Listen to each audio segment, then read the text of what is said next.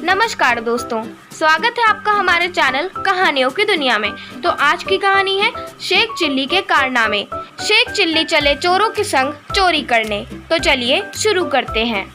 एक बार अंधेरी रात में शेख चिल्ली अपने घर की ओर चले जा रहे थे। तभी अचानक उनके पास से चोर गुजरे। चुपचाप दबे पांव आगे बढ़ रहे चोरों के पास जाकर शेख चिल्ली ने उनसे पूछा कि आप सब इस वक्त कहां जा रहे हैं। चोरों ने सोचा कि शेख चिल्ली भी उन्हीं की तरह कोई चोर है और साफ साफ बता दिया कि हम चोर हैं और चोरी करने जा रहे हैं। शेख चिल्ली को ख्याल आया कि इन लोगों के साथ चला जाता हूँ, कुछ नया सीखने को मिलेगा।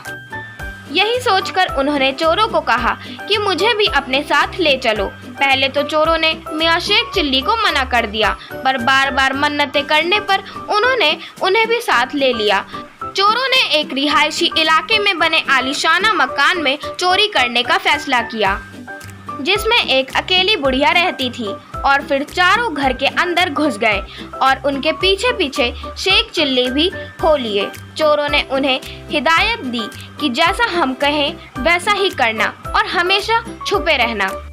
घर के अंदर आते ही चारों चोर पैसों, गहनों और अन्य कीमती चीजों को खोज में लग गए। शेख चिल्ली की यह पहली चोरी थी और वो काफी उत्साहित थे। उन्होंने सोचा कि चलो मैं भी घर में कुछ कीमती सामान ढूंढता हूँ और चोरों का हाथ बटाता हूँ।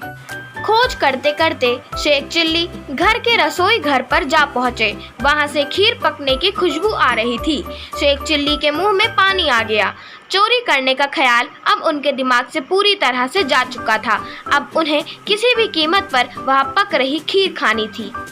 शेख चिल्ली दबे पांव चूल्हे के पास पहुँचे तो उन्होंने देखा कि वहीं पास ही में एक बुढ़िया कुर्सी पर बैठी थी, जो शायद खीर पकाते पकाते सो गई थी।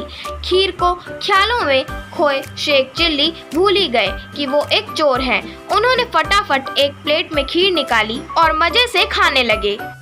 वो खा ही रहे थे तभी अचानक कुर्सी पर सो रही बुढ़िया का हाथ सीधा होकर कुर्सी से बाहर की ओर लहरा गया। शेख चिल्ली को लगा कि बेचारी बुढ़िया को भूख लगी होगी, इसीलिए हाथ बांधा कर खीर मांग रही है।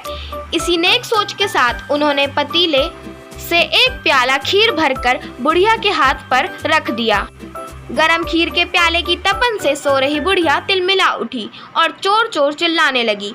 चिल्लम चिल्ली होने पर आस पड़ोस के लोग जमा हो गए। शेख चिल्ली और चोर बाहर नहीं भाग सकते थे, सो घर में ही इधर उधर छुप गए। जल्द ही एक चोर पकड़ा गया। लोग उसे मार मार कर सवाल जवाब करने लगे। तू यहाँ क्यों आया था? ऊपर वाला जाने। तूने क्या क्या चुराया? ऊपर वाला जाने। इस तरह लोग कुछ भी पूछते, चोर यही कहता कि ऊपर वाला यानी अल्लाह जाने। लोगों ने सोचा कि चलो जाने दो, भले चोर है लेकिन हर बात में अल्लाह को तो याद करता है। लेकिन तभी धड़ाम से आवाज आई। शेख चिल्ली जो ठीक ऊपर दूछत्ती में छुपे थे, नीचे कूद पड़े और चोर को थप्पड़ जड़ते हुए बोले, सारा कर्म तुमने और तुम्हारे 3 साथियों ने किया, लेकिन हर बात में तुम मेरा नाम लगा दे रहा है। ऊपर वाला जाने, ऊपर वाला जाने। भाइयों, मैं कुछ नहीं जानता, मैं तो बस ऐसे ही इनके साथ हो लिया था। फिर क्या था? लोगों ने बाकी तीनों चोरों को भी खोजा और उनकी धुनाई करने लगे और मौके का फायदा उठाते हुए शेख चिल्ली पतली गली से निकल लिए। आशा करती हूँ आपको हमारी आज की कहानी पसंद आई होगी।